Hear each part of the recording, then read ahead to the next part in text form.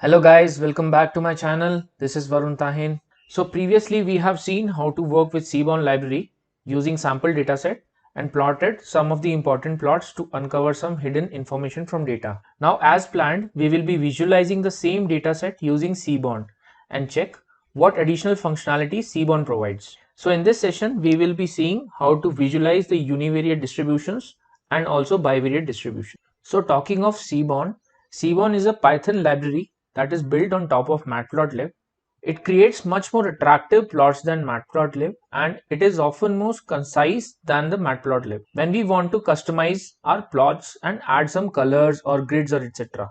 Now we have already visualized univariate distributions before using box plots and histograms etc. in the previous session. Let's now do that using Seaborn. Okay, so we'll use the same sales data, that is market fact CSV, for the upcoming few exercises. So let me import NumPy and Pandas now.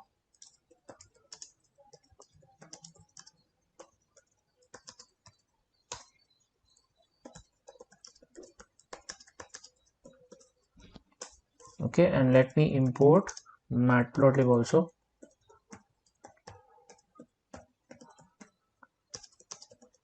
Okay, so and also this time we are using Seaborn, so let's import that as well. So I'll say SNS. Okay, and then I'll do SNS dot set style. Okay, so this is just for setting a style of your taste. So I'm using white grid here. You can use anything that you like from the documentation.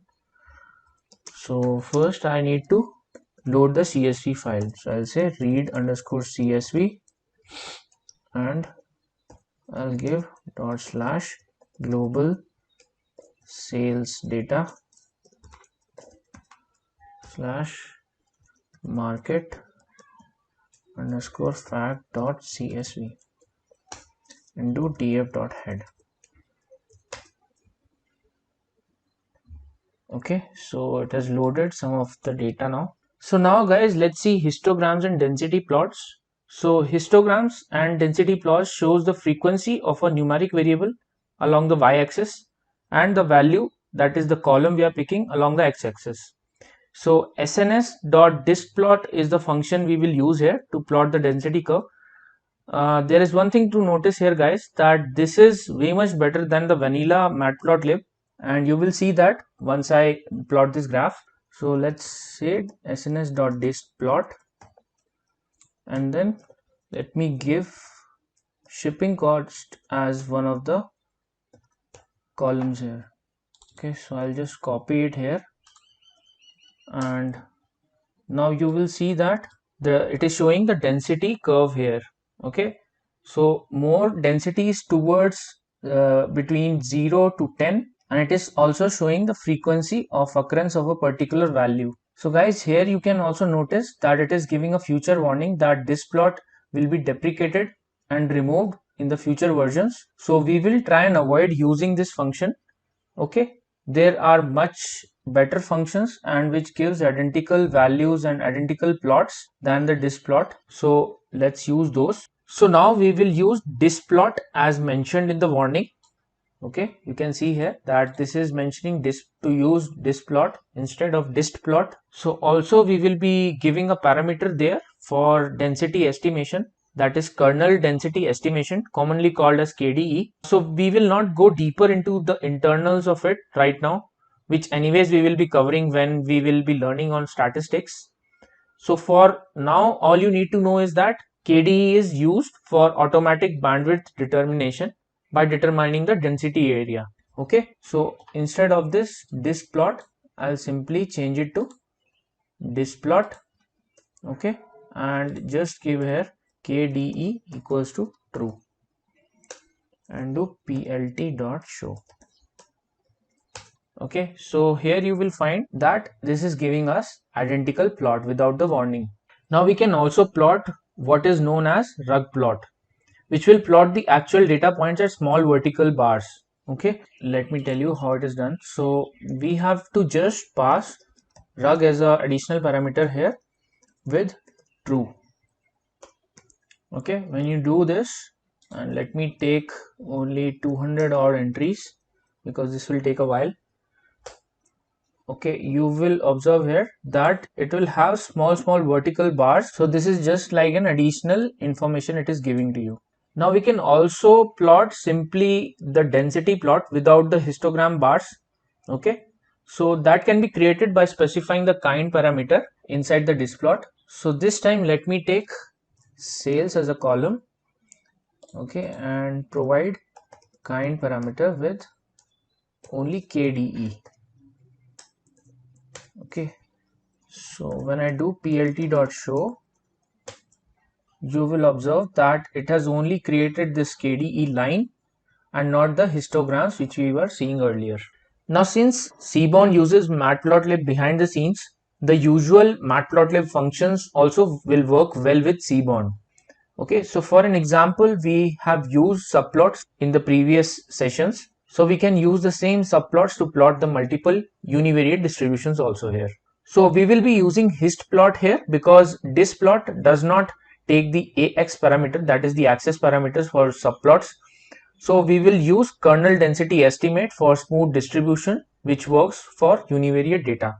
So first we will create the axis for them. So I'll just unpack these into different tuples.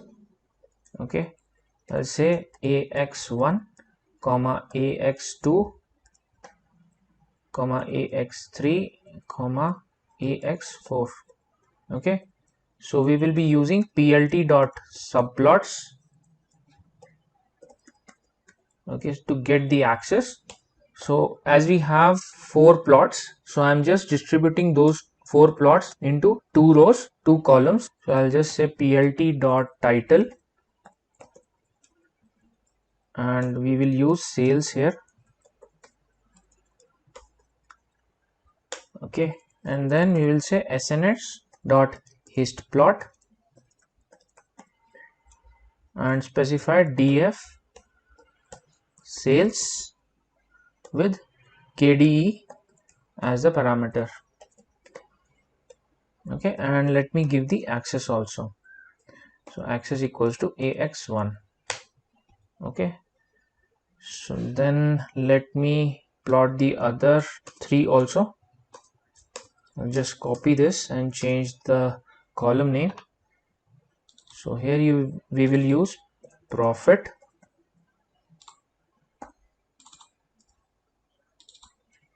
with axis 2, and then we should use order quantity. Okay, so you guys can use others also. So this is just an example. Okay, and let me use shipping cost here.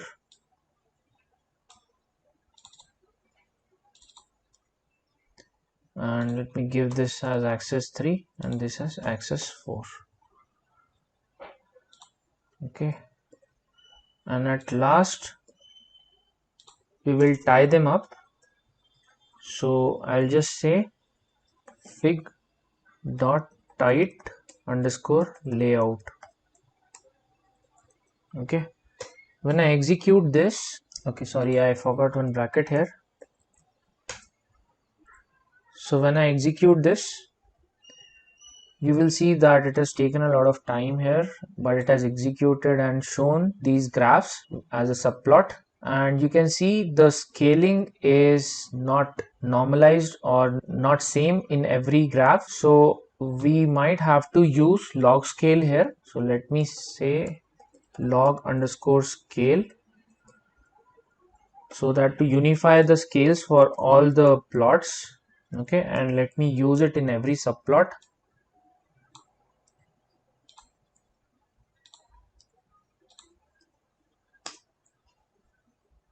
Okay, now you will observe that it is looking more concise and more interpretable than the previous figure. and thus the subplots also work with SNS, that is Seaborn. Let's now see how box plots are drawn in Seaborn. So let me do box plot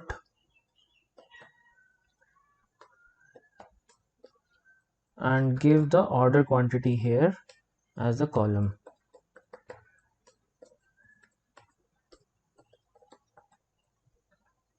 Okay, so here when we plot this,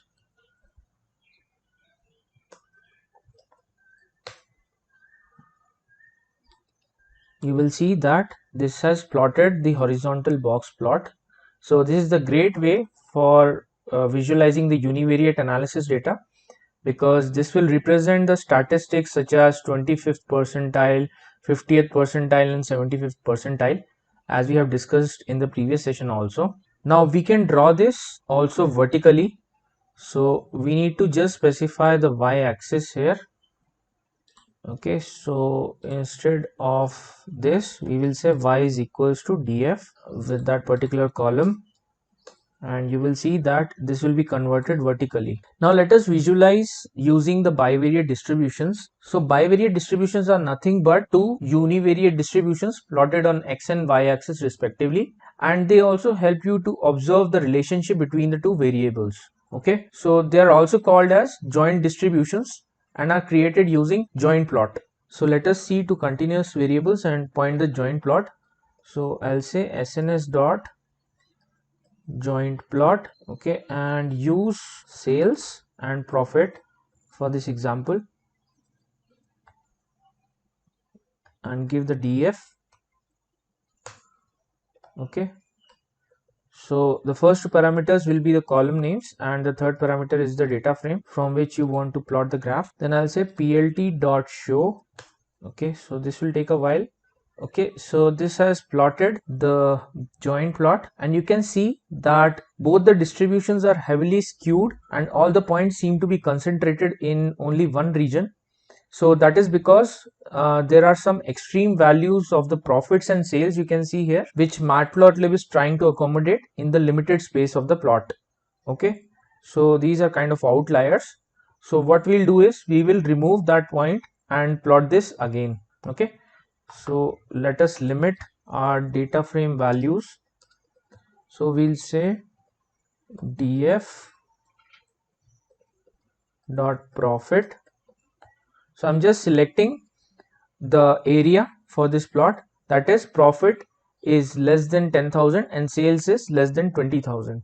Okay, so I'll say profit is less than 10,000 ampersand, that is for and df dot sales is less than 20,000. Okay, so you can also use the square brackets instead of dot operator here. So I will again plot the joint plot and give the sales and profit here as the columns. Okay, with that data frame, let's say plt dot show. So when I execute it, it will take a while, and you can see now it has adjusted the arguments of the joint plot to make the plot more readable now. Now we can also create some bins here, or that is called as hex bins. So let us see how to create that. So for creating the hex bins, I will be taking a chunk of this plot, okay, by conditionalizing on the profit and the sales values. Okay, so since we have tampered with the original df, I have to again take it. So let me take this df again, load it. Okay, and here I will then basically limit some values here. So I will say that df dot profit is less than 100 and df dot profit is greater than minus 100 and df dot sales is less than 200. Okay, So I'm just limiting the graph here. So it will take a small chunk like this for this region, okay, where the profit is less than 100 and the profit is greater than minus 100 and the sales is less than 200, and then I will plot it. So I'll do sns.joint plot, give the sales and profit columns,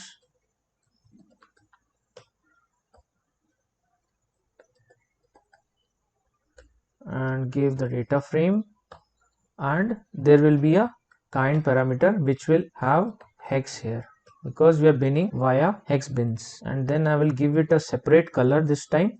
So I'll say color equals to K. Okay, so K will give a kind of black and white coloring to it.